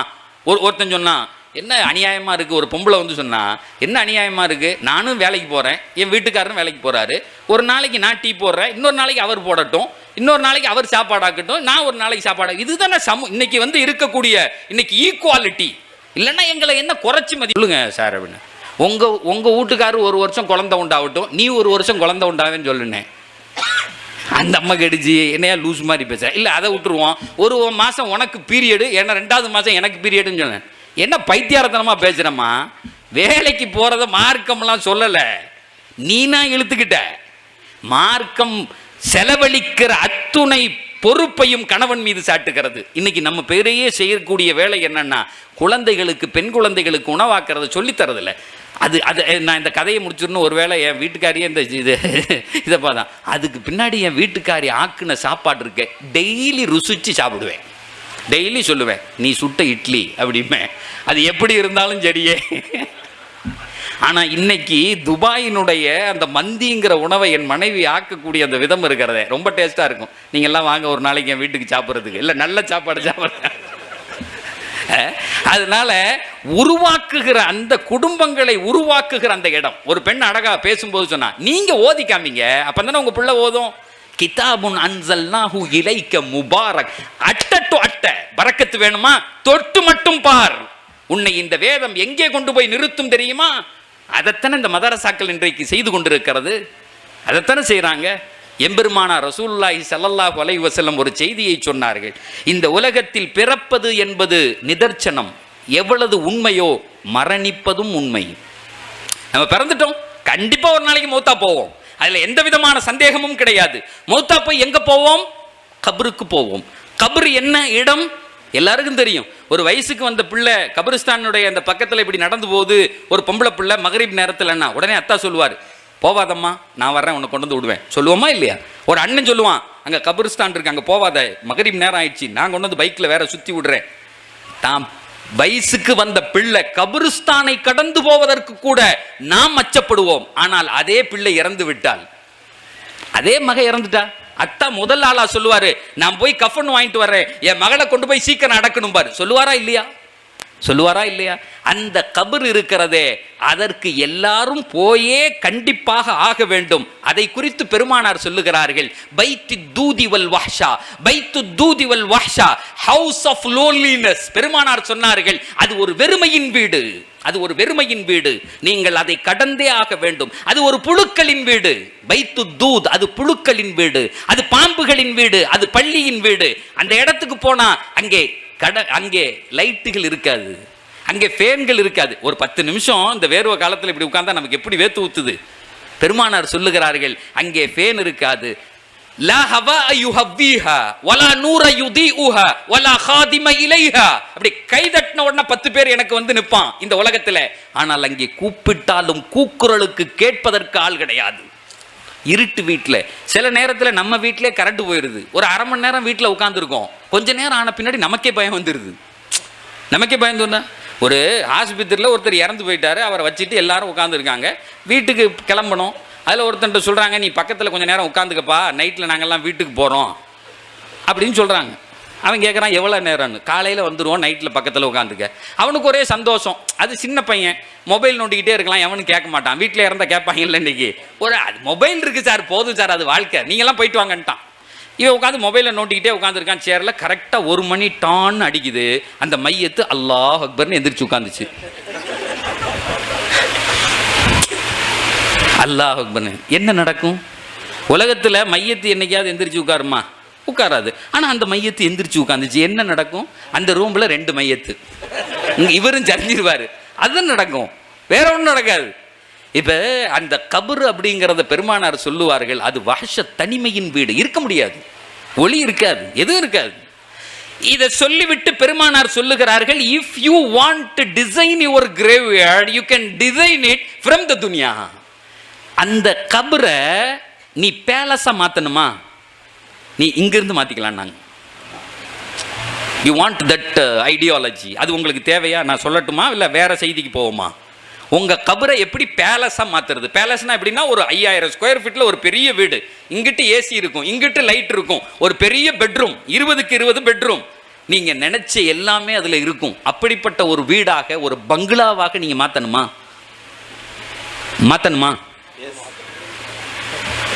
பெருமானார் சொல்லுகிறார்கள், நான் வழி சொல்லி தரேன் கண்ணு வாங்கன்னாங்க ரசூல்லா. அதுக்கு சொல்லிட்டு பெருமானார் சொல்லுவார்கள், அல் கையிசு மன் தான நஃப்ஸஹு வ அமில லிமா பஅதல் மௌத் வல் ஆஜிசு மன் அத்பஅ நஃப்ஸஹு வ ஹவாஹா வ Tamannaah அலல்லாஹ். Do you want to know about the intelligent? Who is intellect? ஒரு அறிவாளின்னா யாருன்னு நீங்க தெரிஞ்சுக்க விரும்புறீங்களா? யார் அறிவாளி? ஒரு MBBS படிச்சவர் சார், ஒரு பெரிய டாக்டரா இருக்கவர், இன்ஜினியரா இருக்கவர் அப்படின்னு சொல்லுவோம்ல. Who is intellect? அறிவாளி யார்? பெருமானார் சொல்லுகிறார்கள், ரொம்ப படிச்சவர் மெத்த படிச்சவர்லாம் அறிவாளி இல்லை. அறிவாளி யார் தெரியுமா? இந்த உலகத்திலும் சுகமாக வாழுவான், வீடு இருக்கும், பங்களா இருக்கும், BMW இருக்கும், பென்ஸ் இருக்கும், எல்லாத்திலையும் போவான். டக்குன்னு மரணம் வந்து கபருக்குள்ளே போனால் அந்த கபரும் பேலஸா இருக்கும். அங்கேயும் BMW நிற்கும், அங்கேயும் வந்து பென்ஸ் நிற்கும். அதை எவன் அமைத்துக் கொள்ளுகிறானோ he is the intelligent. உண்மைதானே? உண்மைதானே? என்ன, இது 60 ஆண்டு வாழ்க்கை, அது 60,000 ஆண்டு வாழ்க்கை. தெரியாது எத்தனை ஆண்டுகள் போகும் என்று தெரியாது. உதாரணத்துக்கு சொல்லுவாங்க, கண்ணை மூடி முழிக்கிற நேரம் அப்படின்னு சொல்லுவாங்க. ஒரு ஃப்ராக்ஷன் ஆஃப் செகண்ட் இப்படி சொன்னா, இப்படி கண்ணை மூடி இப்படி முழிக்கிறதுக்குள்ள நடக்கும். நம்ம நைட்டில் படுக்கும்போது படுத்து கண்ணை மூடுறோம், எப்போ முழிக்கிறோம்? காலையில் முழிக்கிறோம். கரெக்டாக சொல்கிறோம், காலையில் முழிக்கிறோம். அது எத்தனை மணி நேரம் ஓடி போச்சு? ஒரு 10 மணிக்கு படுத்து ஒரு 5 மணிக்கு நம்ம எந்திரிச்சோம்னா எத்தனை மணி நேரம் ஓடி போச்சு? 8 hours போச்சு. மூடினோம், திரும்ப திறந்தோம், 8 மணி நேரம் காணும். 8 மணி நேரம் காணும் வாழ்க்கையில். இப்ப பெருமானார் கேட்கிறார்கள், ஒரு அறிவாளி தன் கபரை மிக அழகாக சமைத்துக் கொள்ளுவான். எப்படி சமைத்துக் கொள்ளுவான்? எம்பெருமானார் வழி சொல்றாங்க. எம்பெருமானார் சொல்றாங்க, நீ மட்டும் குர்ஆனை தொடர்படியாக ஓதினால், பெருமானார் சொல்லுகிறார்கள், நீ மட்டும் குர்ஆனை தொடர்படியாக ஓதினால் அல்லாஹு தாலா நீ மரணம் அடைந்து உன்னை கபருக்குள்ளே வைத்தவுடன் அந்த குர்ஆனை ஒரு உருவம் கொடுத்து அனுப்புவான். அது கபருக்குள்ள வரும், வந்து பக்கத்தில் நிற்கும், நின்று சொல்லும், தோழனே நான் யார் தெரியுமா? எந்த வேதத்தை உன்னுடைய வாழ்க்கையிலே தினம் தினம் ஓதிக்கொண்டிருந்தாயோ அந்த வேதம் உள்ள வந்துடும். வந்துட்டு அது உன்னிடத்திலே சொல்லும், இது இருளின் வீடு, இதுக்கு லைட்டு வேணுமா? I will arrange it. அந்த லைட்டை நான் ஏற்பாடு பண்ணி தர்றேன். இது வேர்வைகளின் வீடு, ஏசி வேணுமா? நான் போட்டு தரேன். தண்ணி வேணுமா? நான் கொண்டு வந்தேன். இந்த உலகத்தில் எந்த சூழ்நிலையிலும் என்னை விடாமல் தொட்டு தடவி ஓதிக்கொண்டே இருந்தாய். வேதம் அல்லாஹ்வினுடைய வேதம். நான் இன்றைக்கு உன் உடன் இருப்பேன். எவ்வளவு நாள் தெரியுமா இருப்பேன்? கியாமத்து நாள் வரையும் உன் உடனே இருப்பேன். நான் உன்னோடு பேசிக்கொண்டே இருப்பேன், நீ என்னோடு பேசலாம். உனக்கு இந்த கபரிலே தனிமை என்பதில்லை. நீ விரும்புகிறாயா? 5000 ஸ்கொயர் ஃபீட்டில் உன்னுடைய வீட்டை ஆக்கி தருவேன். அது ஏ பேலஸ். இன்னைக்கு ஒரு வீடு கட்டணும்னா இன்ஜினியர்கள்ட்ட கேட்கறத விட இன்னைக்கு ஆர்கிடெக்டுக்கு போறோம், அப்படிதானே? இன்ஜினியர்கள்ட்ட கேட்கறத விட எதுனாலும் பெஸ்ட் எதுவோ, இந்த சிட்டியில் யார் பெஸ்ட் ஆர்கிடெக்டோ அவர்கிட்ட போகிறோம். ஒரு ஹாஸ்பிட்டலா ஒரு பெஸ்ட் டாக்டர்கிட்ட போகிறோம். ஒரு காலம் இருந்தது கிராமத்தில் ஒரு MBBS இருப்பார், அவர் தான் எல்லாத்துக்கும் வைத்தியம் பண்ணுவார். திடீர்னு போய் சளின்னா அதுக்கு 2 மாத்திரை எழுதி கொடுப்பாரு. ஜுரம்னா அதுக்கு ஒரு சிறப்பு எழுதி தருவார். திடீர்னு காலில் முள்ளு குத்தி உள்ளே போயிடுச்சு அப்படின்னா, வாடா உட்கார்றா அப்படின்னு சொல்லிட்டு அவரே ஒரு ஆசா பிளேட் எடுத்து அறுத்து விட்டு உள்ளேருந்து எடுத்து ஒரு இன்னைக்கு போடுவானா? இன்னைக்கு இப்படி இந்த அதுவும் உங்கூர் ஃபேமஸான ஒரு இப்படி போய் பாருங்களேன், குடல் அப்படின்னு போட்டிருக்கேன், அப்புறம் கொஞ்சம் போட்டால் லிவர் அப்படின்னு போட்டிருக்கேன், அப்புறம் ஹார்ட்டு. எதை இந்த ஆட்டுக்கடையில் எழுதி தொங்க விட்டுருப்பாங்கல்ல, இது வேணுமா? இது ஒவ்வொரு ஆஸ்பத்திரியும் அப்படி இருக்க சார். ஹாஸ்பிட்டல்கள் இன்றைக்கு மாறி போய் விட்டது, நாமும் மாறி போய் விட்டோம். ஒரு ஆஜியார் கொஞ்ச நாளைக்கு தொழுவ வரல. உடனே அவர்கிட்ட கேட்டேன், ஆஜியார் எங்கே ஆளை காணுமேன்னு. உடனே அவர் ஒரு பதில் சொன்னார், எனக்கு கடுமையான வேதனையை தந்த பதில். அப்போலோக்கு போயிருந்தேன்னா. இதுக்கு என்ன சார் அர்த்தம்? ஆஜியார் சொல்றாரு, அப்போலோவுக்கு போயிருந்தேன் அப்படின்னா என்ன அர்த்தம்? நம்ம 1 லட்சம் ரூபா செலவு பண்ணிட்டு வந்திருக்கோம். இங்க ஆரம்ப சுகாதார நிலையத்துக்கு போனாலும் நோயாளி தான், அப்போலோவுக்கு போனாலும் நோயாளி தான். ஒரு நோயாளிங்கிறது எவ்வளவு அழகா சொல்றானே. அப்போலோவுக்கு போயிருந்தா 1 லட்சம் ரூபா செலவு பண்ணிட்டு வந்தேன், அதை ஒரு பெருமையா நினைச்சுக்கிறான் இன்னைக்கு சமூகத்தில். இல்லையே, நோயாளி தானடா நீ எங்க போனா என்ன? உண்மைதானே? அப்போலோவுக்கு போனாலும் நோயாளி தானே, அது வந்துச்சுன்னா போயிருமே நேரம் மேல. அப்ப பெருமானார் சொல்லுகிறார்கள், அந்த கபரு 5000 ஸ்கொயர் ஃபீட்டா மாறும். உனக்கு கபரிலே தண்ணி வரும், வெளிச்சம் வரும். அந்த குர்ஆன் உன்னோடு நிற்கும், போராடும். உன்கிட்ட சொல்லும், என்கிட்ட பேசிக்கிட்டே இருப்பா. முழிச்சா பேசு, இல்லைன்னா தூங்கு, நான் பக்கத்தில் உட்காந்துருக்கேன், எல்லாம் தூங்கிக்கிட்டே இரு. கியாமத்தும் வந்து விட்டது. அந்த குர்ஆன் சொல்லும், உன்னை சும்மா விட மாட்டேன், அல்லாஹ்ட்ட கொண்டு போய் நிப்பாட்டுவேன், அவன்கிட்ட போராடுவேன். பெருமானார் சொன்னார்கள், ஷாஃபிஉன் முஷஃபா, குர்ஆன் இருக்கிறதே அது சிபாரிசு செய்யும் தன்னை ஓதியவனுக்கு. அது சொல்லும், யா அல்லாஹ் இவனை சொர்க்கத்துக்கு அனுப்பி விடுன்னு சொல்லும், போராடும். நம்ம கையை பிடிச்சி சொர்க்கத்துக்கு கூட்டு போவோம், கூட்டு போயிட்டு சொல்லும், இங்கேயும் நான் உன்னை விட்டு போக மாட்டேன் மாப்பிள்ளை, நான் அவன் கூட இருப்பேன். What a best friend, what a beautiful friend. பெருமானார் சொல்லுவார்கள், அல்லாஹும்ம ஜஅலில் குர்ஆன ஃபித் துன்யா கரீனா வபில் கப்ரி மூனிஸா வஅலா ஸராத்தி நஸீரா வஃபில் ஜன்னத்தி ரஃபீகா வஃபின் நாரி சித்ரன் வஹிஜாபா. இந்த வார்த்தையில் சொல்லப்பட்ட அனைத்து வார்த்தைக்கும் அரபிக்கு ஒரே அர்த்தம் தான் ஃப்ரெண்டு. இங்க அதத்து எல்லாம் இருக்காங்க, அரபியில கரை கண்டவர்கள். என்னுடைய மௌலானாக்கள், ரெண்டாவது தாவூதியாவினுடைய உஸ்தாதுமார்கள். எனக்கு ரொம்ப பிடித்த இடம் கேட்டு பாருங்க. கரீன் என்று சொன்னால் ஃப்ரெண்டு, அனீஸ் என்று சொன்னால் ஃப்ரெண்டு, மூனிஸ், வலஸ்ராத்தி நசீர் என்று சொன்னால் ஃப்ரெண்டு, எல்லா இடத்துலையும். இப்போ இந்த அனீஸ் அப்படின்னா யாருன்னு தெரியுமா? ஃப்ரெண்டு. ஒரு பையன் நம்ம வீட்டில் படிக்கிற பையன் ஒருத்தன் 10th 2 சப்ஜெக்டில் ஃபெயிலாக போயிட்டான். நம்ம என்ன செய்வோம்? திட்டுவோம், ஏன்டா ஃபெயிலாக போயிட்டேன், ஏன்டா இப்படி இருக்க, உன்னை எவ்வளோ செலவு பண்ணி அந்த ஸ்கூலில் படிக்க வச்சேன், 40,000 ரூபா ஸ்கூலில் படிக்க. இப்போ இதில் நான் காலேஜுக்கு போனோன்னா ஃபஸ்ட் இயர் மாணவர்கள் வருவாங்களா, அவங்கள எழுப்பி விட்டு கேட்குறது, நீ எங்கெங்கெல்லாம் படித்தேன்னு. எவனுமே கவர்மெண்ட் ஸ்கூலுன்னு சொல்ல மாட்டேங்கிறான். ஏதாவது அங்கே வித்யாலயாவில் படித்தேன், இங்கே படித்தேன். அதுலேருந்து விட்டுட்டு உனக்கு உங்கள் அத்தா மாதத்துக்கு எவ்வளோ ஃபீஸ் கட்டினாருன்னு கேட்பேன். ஒருத்தன் சொல்லுவான் 1.5 ஒரு வருஷத்துக்கு 1.5 லட்சம் ரூபா, ஒருத்தன் 40,000 ரூபா, 50,000 ரூபா. அதை மட்டும் ஞாபகம் வச்சுக்குவேன். ஏதாவது கேள்வி வந்தோன்னா ஒரு ஆங்கில வார்த்தையை பார்த்துட்டு 50 எந்திரி பதில் சொல்லு பார்ப்போம். அவங்களுக்கு ஒரே வைத்தறிச்ச, என்னடா நம்மளை இப்படி இப்படி கூப்பிட்றாரு. அவனை 50 உனக்கு தெரியலையா, அந்த 1.5 லட்சம் எங்கே எந்திரா, அவனை எந்திரிச்சு அப்படியே நிற்பான். ஒத்தா உன்னை கொண்டு போய் 1.5 லட்சம் செலவு பண்ணதுக்கு உட்காந்துக்க அப்படின்றது. இன்னைக்கு எவ்வளவு செலவு பண்ணி அவன் 2 சப்ஜெக்ட் போயிடுச்சு, பிரித்து மேயிறாங்க வீட்டில். இந்த நம்ம பாப்பா சொன்னது மாதிரிலாம் இல்லை, அடியும் உதையும் விழுகுது அங்கே அம்மாவும் அத்தாவும். உடனே என்ன செய்கிறான், கடுப்பாயி பைக் எடுத்துகிட்டு நேராக ஃப்ரெண்டு வீட்டுக்கு போகிறான். போனோடனே அவன் வெளியே நிற்கிறான். பார்த்தோன்னே ஏண்டா மாப்பிள்ள ஒரு மாதிரி இருக்க அப்படிங்கிறான். அவன் ஏண்டா மாப்பிள்ள ஒரு மாதிரி இருக்க, அட ஏண்டா கேட்குற, 2 சப்ஜெக்ட் போயிடுச்சுடா, வீட்டில் கண்ணாமண்ணான்னு திட்டுறாங்க. உடனே அந்த பையன் சொல்கிறான், இதுக்காடா இவ்வளோ கவலைப்படுற, நான் 4ல் போயிட்டேன்டா. ஒரு கவலை, அவன் ஒரு கவலையும் படாதனோன்னு எதுவும் நடக்காத மாதிரி ஜம்முன்னு நடந்து போகிறானே. அட விளங்குதுங்களா? இவ்வளவு நேரம் விழுந்த அடிக்கும் உதைக்கும் இந்த கூட்டாளி, இந்த ஜிகிரி தோஸ்துன்னு சொல்லுவான்ல, கூட இருக்கவன் முகத்தை பார்த்த உடனே சொல்கிறான், ஏன்டா கவலையோட வந்திருக்க. அதே வார்த்தையை பெருமானார் சொல்றாங்க, கபூரில் உங்களை பார்த்த உடனே சொல்லும் அந்த வேதம், உனக்கு என்ன வேணும்னு. மூனிஸ், அனீஸ், ஒஃபிஸ் சிராத்தி நசீர், உதவியாளனாக இருக்கும். ஜன்னத்தி ரஃபீக், எல்லாத்துக்கும் தோழன், எல்லாத்துக்கும் தோழன். கொஞ்சம் யோசிச்சு பாருங்க சார், யார் இன்டெலிஜென்ட், யார் அறிவாளி செய்யணும்.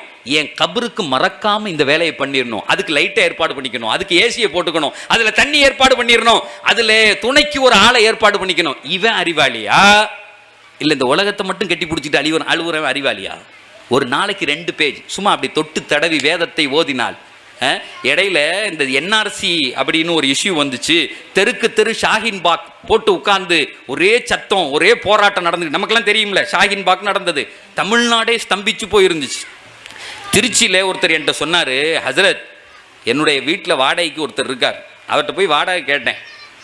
அவர் சொன்னார் 2 நாள் கழிச்சு தரேன் பாய், பொறுத்துக்குங்கன்னு. 2 நாள் கழிச்சு போனேன், அப்பயும் 2 நாள் கழிச்சு இங்கே இன்னொரு தடவை போய் கேட்டவன் அவர் சொன்னார், என்ன பாய் நொய் நொயின்னு வாடகை கேட்டுக்கிட்டே இருக்க, மவனை இந்த ஊருக்கு வெளியே உனக்குன்னு தான் வதை முகாம் கட்டி வச்சிருக்கான், டிட்டன்ஷன் கேப்பு, இந்த என்ஆர்சியில் உங்களை பூரா தூக்கிட்டு போயிடுவான், இந்த வீடு எனக்குன்னு அவன் சொல்லியிருக்கான். இந்த வீடு எனக்கு, உன் வீடு இல்லடா, நீ அங்கே வதை முகாமில் போட்டு நொறுக்க போகிறான்.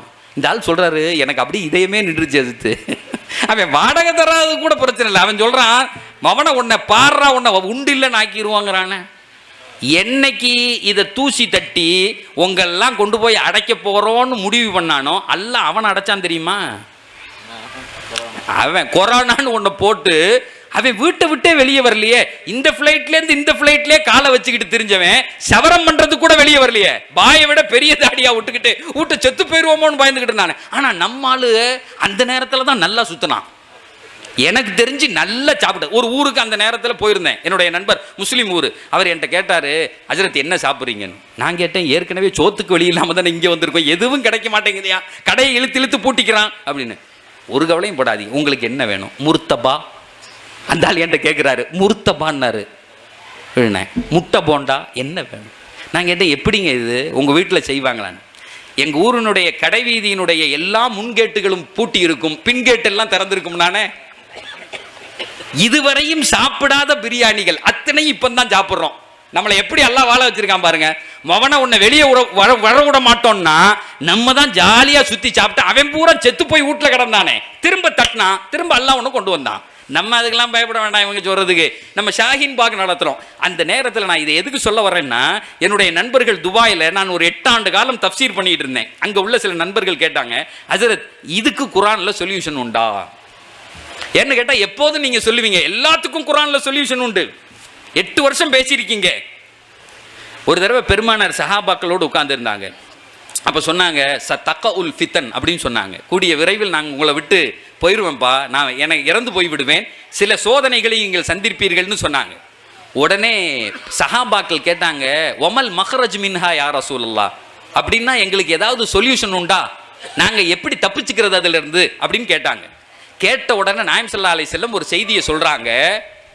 அதுக்கு என்ன பதில்னு சொல்கிறாங்க. பெருமானார் சொன்னாங்க, கிதாபுல்லாஹ்.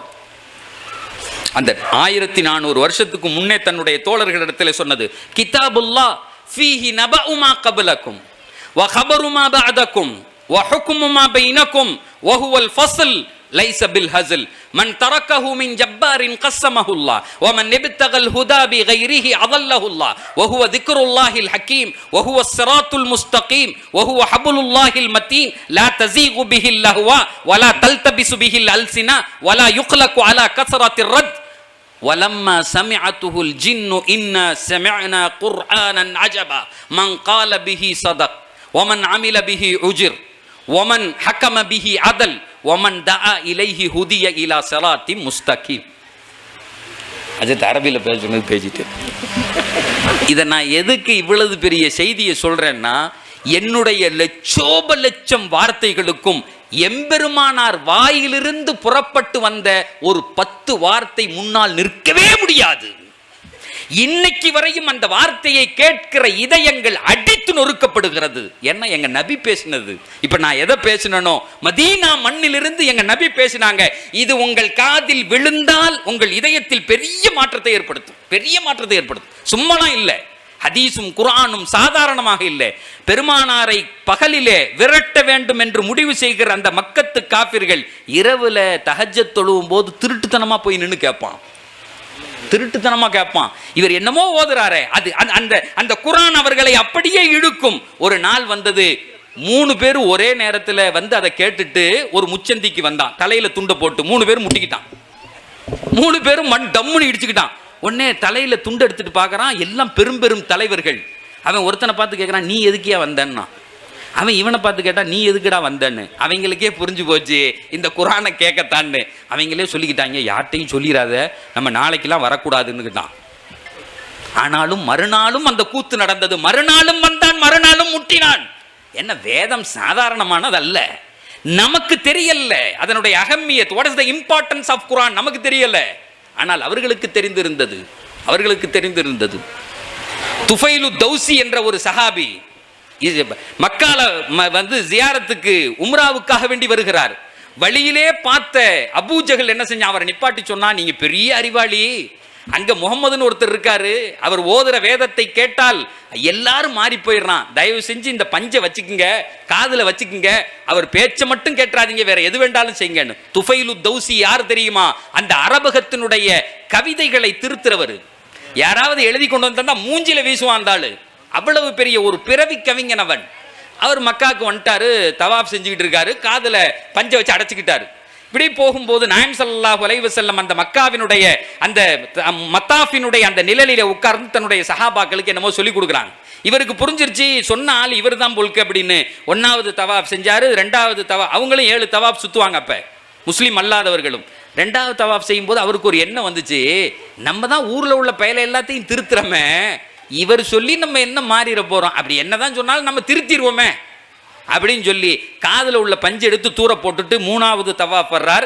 எம்பெருமானார் தாஹாவினுடைய வசனத்தை அங்கே தன்னுடைய தோழர்களுக்கு ஓதி காண்பிக்கிறார்கள். தாஹா மா அன்சல்னா அலைக்கல் குர்ஆன லிதஷ்கா. பெருமானார் ஓதுகிறார்கள். தாஹா, ஆஹா, என்ன அற்புதமான வசனம். தாஹா, பெருமானாரை குறித்து இறைவன் சொல்லுகிறார். தாஹா மா அன்சல்னா அலைக்கல் குர்ஆன லிதஷ்கா. நீங்கள் நடுத்தருவிலும் முட்டுச்சந்திலும் நீங்கள் நிற்பதற்கு இந்த வேதத்தை நாம் உங்களுக்கு இறக்கவில்லை. சுகமாக இந்த உலகத்தில் வாழ்ந்து சொர்க்கத்தினுடைய அத்துணை நியாமத்துகளையும் இங்கே அனுபவித்து கபர்லையும் அனுபவிச்சு மறுமைக்கு அனுபவிக்கிறது தான் அந்த வேதம்னு சொல்லி இந்த வார்த்தை காதுல ஒளிஞ்சிச்சார். 4வது தவாஃபுக்கு வர்றவருக்கு என்னமோ செய்து அவரால் பொருந்துக்க முடியல. இது மனுஷன்லாம் பேச முடியாது. இது எப்படி இப்படி ஒரு வார்த்தை இவர் சொன்னார்? இது கவிதையும் கிடையாது, மனித பேச்சும் கிடையாது. உள்ள உருண்டுகிட்டே. அறிவாளி இல்ல, அறிவாளியை சமாளிக்கிறது ஈஸி, முட்டாப்பையில சமாளிக்கிறது தான் கஷ்டம். அறிவாளியை ஈஸியா சமாளிச்சிடலாம். அது உண்மைதானே? என்கிட்ட பக்கத்தில் ஆஃபீஸில் வேலை பார்க்குற ஒரு பையன் அடிக்கடி வந்து ஏதாவது ஆஃபீஸை பற்றி சொல்லிக்கிட்டே இருப்பான் துபாயில். அப்போ அவன் சொல்லுவான், என் மேனேஜர் ஒரு லூஸு சார்மா, என் மேனேஜரு ஒரு லூஸு. நான் சொல்லுவேன், உனக்கு மட்டுமா அப்படி இருக்கான், எல்லாருக்கும் அப்படி தாண்டா இருக்காம. அவனுக்கு ஒரு ஆறுதலுக்காக வேண்டி சொல்லுவேன். இப்படி கேட்டு கேட்டு எப்போ பார்த்தாலும் அந்த ஆளுக்கு வேலையே தெரிய மாட்டேங்குது, அந்த ஆளு இப்படியே இருக்காரு, ஒரு வேலை செய்கிறது இல்லை. ஆனால் அவனுக்கு 15,000 ரூபா சம்பளம் கொடுக்குறான். 15,000 தெரியும்னா கிட்டத்தட்ட ஊர் காசுக்கு ஒரு 25 லட்சம் ரூபா அந்த நேரத்தில். எனக்கு பாருங்க சார் 5,000 தான் சம்பளம் தர்றான், நான் தான் எல்லா வேலையும் இப்படியும் சொல்லிக்கிட்டே இருப்பான். ஒரு நாள் திடீர்னு எனக்கு வந்து இங்கே வாயாடினேன். என்ன சொன்னேன்? எங்கள் மேனேஜர் ஒரு லூஸு. நான் சொன்னேன், அதெல்லாம் ஒரு காரணத்தோட தான் எல்லாம் வச்சுருக்கான்னு. என்ன காரணம் வேண்டிக்கிடுக்கு? காரணம் ஒரு லூசு போய் மேலே உட்கார வச்சுட்டு என்ன காரணம்? நான் சொன்னேன், உன் இடத்தில் அவர் இருந்து அவரிடத்தில் நீ இருந்தால் என்னப்பா நடக்கும்னு. இப்போ உங்கள் மேனேஜர் உன் இடத்துல இருக்காரு, நீ மேனேஜர் ஆகிட்ட, இப்போ என்ன நடக்கும் அப்படின்னு கேட்டேன். ஐயா அந்த ஆளை வச்சுலாம் வேலை வாங்க முடியாதுன்னா. யார அது அந்த ஆளை வச்சு ஒரு அறிவே இல்லாதவன். நான் சொன்னேன், அதனால தான் அல்ல அந்த ஆளை அங்கே வச்சுருக்கான், ஒன்று இங்கே வச்சுருக்கான். ரொம்ப சிம்பிளானது தானே, உலகத்தை இப்படி தானே பார்க்கணும். ரொம்ப சிம்பிளாக பார்த்து வேலையை முடிச்சிடலாம். சகோதரர்களே, நான் என்ன சொல்லிட்டு இருந்தேன்? கரெக்டாக சொல்லுங்க. அது அப்போ அல்லாஹு தாலா இந்த வேதத்தின் வழியாக பெருமானாருக்கு சொல்லுகிறான், நீங்கள் கபரில் வச்ச உடனே அது வந்து நிற்கும், கயாமத்து வரை கூட்டு போகும், இந்த துவாவை நீங்கள் தொடர்ந்து ஓதுங்கள் அப்படின்னு சொன்ன அந்த செய்தி இருக்கிறது அல்லவா. அந்த என்ஆர்சி வந்தப்ப துபாயிலிருந்து என்கிட்ட கேட்குறான், அதற்கு இதுக்கு என்ன சொல்யூஷன், இதுக்கு ஏதாவது குரானில் வழி உண்டா? நான் பேசி அனுப்புனேன், நீங்கள் ஷாஹின் பாக்கை கண்டிப்பாக நடத்துங்கள், போராட தான் செய்யணும். ஆனால் அல்லாஹ் இந்த என்ஆர்சிக்கு ஒரு செய்தியை குரானில் சொல்கிறான், அதை செஞ்சால் மட்டும்தான் நீங்கள் அதை விட்டு தப்பிக்க முடியும். அதற்குரிய சொல்யூஷன் குர்ஆனிலே உண்டு. என்ன சொல்யூஷன் தெரியுமா? அல்லாஹ் குர்ஆனிலே ஒரு ஆயத்திலே சொல்லுகிறான், இதா கரஅத்தல் குர்ஆன ஜஅல்னா பைனக வ பைனல் லதீன லா யுமினூன் பில் ஆகிரத்தி ஹிஜாபம் மஸ்தூரா. அல்லாஹ் சொல்லுகிறான், எவர் ஒருவர் தொடர்படியாக குர்ஆனை ஓதுகிறாரோ, தொடர்ந்து தொட்டு தடவி ஓதுகிறாரோ, அவருக்கும் மறுமையை நம்பாதவருக்கும் இடையில் ஒரு ரகசிய திரையை நாம் ஏற்படுத்துகிறோம். அவன் உங்களை பார்க்காதது மட்டுமல்ல, உங்களை குறித்து அவர்கள் சிந்திக்க கூட மாட்டார்கள். இதை பத்தி ஒரு 3/4 மணி நேரம் ஒரு கண்டெஸ்ட் பேசினேன். அப்படின்னா என்ன, திரைனா என்ன, எப்படி அது உருவாகும்? சார், நீங்க நடத்துற போராட்டத்திலாம் எதையும் மாத்திர முடியுமா? தெரியாது. ஆனா போராடணும். நான் அதற்கு எதிரானவன் அல்ல. ஆனால் வேதம் சொல்லுகிறது, நீயும் உன் மனைவியும் உன் குழந்தைகளும் நீங்கள் குர்ஆனை எடுத்து ஓதுங்கள். இதா கரஅத்தல் குர்ஆன ஜஅல்னா பைனக வ பைனல் லதீன லா யுமினூன். எவர்கள் மறுமையை நம்பவில்லையோ அவர்களுக்கும் உங்களுக்கும் இடையில் ஒரு திரையை ஏற்படுத்துவோம். அவன் உன்னை பார்க்க கூட மாட்டான்யா. அவனுடைய சிந்தனை தொடுதல் இல்லாத ஒரு வாழ்க்கை வேண்டுமா? இங்க இருந்துகிட்டு போராடிக்கிட்டு இருக்க வாழ்க்கை வேண்டுமா? அதுல சொல்லிட்டு சொன்னேன், அப்படியே உங்களை வதை முகாம்களில் போட்டாலும் கூட என்னோடு என் இறைவன் இருக்கிறான் நீ முடிவு பண்ணிட்டா உன்னை வேண்டா ஜெயிக்க முடியும். அடைச்சிட்டான் கொண்டு போய் அகதிகள் முகாம்ல. அல்லாஹ் என்னோட இருக்கிறான் நீ முடிவு பண்ணிட்டா ரப்பு இருக்கிற இடம் மட்டுமே ஜெயிக்கும். வேற நீ இங்க உட்கார்ந்துகிட்டு அழுதுகிட்டே இருந்தானா அல்லாஹ் என்ன நடுரோட்டில் விட்டானா விட்டுருவான். வேற வழி கிடையாது. அதனால குர்ஆன் இருக்கிறதே ஒரு இந்த சமுதாயத்திற்கு கிடைத்த ஒரு பேரொளி. பெருமானார் சொல்லுகிறார்கள், பெருமானார் சொல்லுவார்கள், அலைக்க பித்திலாவத்தில் குர்ஆன் ஃபஇன்னஹு நூருன் லக ஃபித் துன்யா வ துக்ருன் லக ஃபில் ஆகிரா. இந்த வேதம் இருக்கிறதே அது ஒரு பேரொளி. இன்னி தரக்துக்கும் அலல் மஹஜ்ஜத்தில் பைதா லைலுஹா கனஹாரிஹா. உங்களை முட்டுச்சந்திலும் அவன் இவன் உங்களுக்கு ஐடியா கொடுக்கிறது பதிலா நான் விட்டுட்டு போல. பெருமானார் சொல்லுகிறார்கள், யார்கிட்டையாவது போய் கெஞ்சி கூத்தாடி எங்க சமுதாயம் இப்படி இருக்கிறதே, நான் இப்படி இருக்கிறேனே, என் குடும்பம் இப்படி இருக்கிறதே, யாராவது நாங்க ஐடியா சொல்றோம் வாங்க அப்படியெல்லாம் எம்பெருமானார் எங்கள் உயிருக்குயிரான நபி எங்களை விடல. வேற எப்படி விட்டுருக்காங்க? அலல் மஹஜ்ஜத்தில் பைதா லைலுஹா கனஹாரிஹா, பேரொளியில் பெருமானார் நம்மளை விட்டிருக்கிறார்கள். அதை குறித்து பெருமானார் சொல்லுவார்கள், அதனுடைய இரவும் பகலை போன்றுமாங்க, அதனுடைய இரவு பகுதியும் பகல் மாத்திரி. சகோதரர்களே, என்னுடைய உரையினுடைய ரொம்ப நேரம் ஆயிடுச்சு. என்னுடைய உரையினுடைய முடிச்சுக்கிறாருங்க, கடைசி பகுதிக்கு நான் வருகிறேன். ஒரே ஒரு செய்தியை மட்டும் சொல்லிட்டு நான் முடிச்சுக்கிறேன். அது தேவை அப்படின்னா சொல்கிறேன், இல்லைன்னா விட்டுறேன். எங்கள் பிள்ளைகளை, பெண் பிள்ளைகளையோ ஆண் பிள்ளைகளையோ வெளியே அனுப்புகிறோம். அன்னைக்கு திடீர்னு காதல் அல்லது அங்கிட்டு போகிறது இங்கிட்டு போகிறது, பையனாக இருந்தால் போதையில் விழுவது, இது மாதிரி சமாச்சாரங்கள் ஆயிரும். எந்த ஊருக்கு போனாலும் இதை கேட்குறாங்க. இதுக்கு என்ன செய்கிறதுங்க? படிக்காமல் வச்சுருவோமா? இந்த உலக கல்வி படிக்கிறதா வேணாமான்னு கேட்டாங்கல்ல. பிள்ளைகளை அனுப்பிட்டு என்ன செய்யறதுன்னு தெரில. படிக்க அனுப்புறதா வேண்டாமா? போகிற 2 தெரு தள்ளி தாண்டி தட்டப்படுகிற கதவு என்றைக்கு நம்ம தெருக்கு வரும்னு தெரியாது. அது என்னைக்கு நம்ம வீட்டுக்கு வரும்னு தெரியாது. நடக்குதா இல்லையா? இப்போ போகிற பிள்ளைகள் அப்படியே வரணும், முகம் மாறாமல் அப்படின்னு சொன்னால் அதுக்கு அல்லாஹ் ஒரு வழியை சொல்லித்தரான். அது படிச்சுக்கோமா, இல்லை அடுத்த தடவை சொல்லிட்டா வரும்போது இன்ஷா அல்லாஹ் இப்போ சொல்லிடுமா? நமக்கு ஒன்று வேலை நடக்குதுன்னா தெளிவாக வாங்கிடணும். ஆச்சியார் அதில் அழகாக இப்போ சொல்லிடுங்க, அஜரத்துக்கு விட்டுறாது. அல்லாஹ் திருக்குறான்ல ஒரு வசனத்தை சொல்கிறான், உங்கள் பிள்ளைகள் வீட்டிலிருந்து கல்லூரிக்கு போனால் போவதை விட இன்னும் சிறப்பாக திரும்பி வர வேண்டும். அவங்க மனசில் எதுவும் விழுந்துடக்கூடாது. அது அந்த வாலிப பருவத்தினுடைய நிலை. அப்படி நீங்கள் ஆசைப்பட்டால் உங்களுடைய பையன் வெளியே போகிறான். இங்கே சொன்ன ஒரு பொண்ணு சொல்கிறா, அந்த பைக்கு எத்தனை சிசி போகும்னு திருப்பி பார்க்குறானே, அவன் 220 போட்டிருந்தா இவன் நினச்சிக்கிட்டான் அது வரையும் ஓட்டி பார்க்கணும் போலுக்குன்னு. இவர் போயிடுறாரு. அந்த பையனை, ஒரு பையனை கூப்பிட்டு கேட்டேன், ஏன்டா வேகமாக போகிற அப்படின்னு. எனக்கு முன்னாடி உள்ளவனு வேகமாக போனான்னா. நான் கேட்டேன், அவனுக்கு முன்னாடி இஸ்ராயில் போனார், அது உனக்கு தெரியுமான்னு. அவனுக்கு வேகமாக கூட்டிகிட்டு போகிறாரு இஸ்ராயிலு. இவன் அவன் என்ன முறுக்கிறது, நானும் முறுக்கிறான்னா உன்னையும் சேர்த்து கூப்பிட்டு போயிடுவாரா? நீ இங்கே இருக்க வேண்டியவன். அவன் போயிட்டு வரட்டும், அவன் அர்ஜென்ட்டாக ஏதோ போகிறான்னா போட்டுண்டான்னு சொன்னேன். இப்போ இந்த நிலையில் நாம் நம்முடைய பிள்ளைகளை காப்பதற்கு குர்ஆன் என்ன சொல்லுகிறது, வழிகாட்டுதல் என்ன? அல்லாஹ் ஒரு ஆயத்தில் சொல்கிறான், ஃபஸததுகுரூன மா அகூலு லக்கும் வ உஃபவ்விது அம்ரி இலல்லாஹ் இன்னல்லாஹ பஸீரும் பில் இபாத். இந்த வசனத்தில் அல்லாஹ் சொல்லுகிறான், நான் ஒரு செய்தியை சொல்லுவேன், நீங்கள் அதை செய்தால் கூடிய விரைவில் அது என்ன என்பதை நீங்கள் உணர்ந்து கொள்வீர்கள் என்று நீங்களே புரிஞ்சுக்குது. அது என்ன? உங்கள் பெண் பிள்ளை காதலில் விழக்கூடாது, உங்க பையன் மோதலிலோ சாதலிலோ ஆகக்கூடாது அப்படின்னா இந்த வசனம் சொல்லுகிறது, வீட்டை விட்டு கணவனோ பிள்ளைகளோ பெண் பிள்ளைகளோ வெளியே போகும்போது தலையில கையை வச்சு அம்ரி இலல்லாஹ், நான் இந்த குழந்தையை என்னுடைய கணவனை அல்லாஹ்வினிடத்திலே ஒப்படைக்கிறேன். இன்னல்லாஹ பஸீரும் பில் இபாத். இவர் வெளியே போன உடனே என் பெண்ணின் மனதை மாற்றுகிற எத்தனை மனிதர்கள் இருக்கிறார்களோ ரப்பே அவர்களையும் சேர்த்து உன்னிடத்தில் ஒப்படைக்கிறேன். என் மகளை போனது மாதிரி கொண்டு வந்து என்கிட்ட சேர்த்துறணும். இது ஓதலாமா? இன்ஷா அல்லாஹ் ஓதலாமா? எல்லாருக்கும் எழுதி பிரிண்ட் போட்டு கொடுத்துருங்க. சேர்த்துங்க. சத்தியமிட்டு சொல்லுகிறேன், உங்கள் மகள் போனதை விட சிறப்பாக திரும்பி வருவாளே தவிர இன்னும் மோசமாக போயிருக்க மாட்டாள். வெளியே போன மகன் இன்னும் நன்றாக திரும்பி வருவானே தவிர இவன் எப்படிரா வருவான்னு நீங்க வயிற்றுல நெருப்பு கட்ட வேண்டியது இல்லை.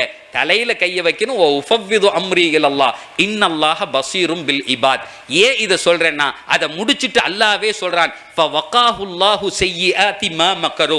இந்த பெண்ணுக்கு எதிராக எவ்வளவு பேர் திரண்டாலும் கூட அல்லாஹ் அவர்களுக்கு இடையில் ஒரு திரையை ஏற்படுத்தி விடுவான். அவனே பாதுகாவலனாக ஆகிவிடுவான்.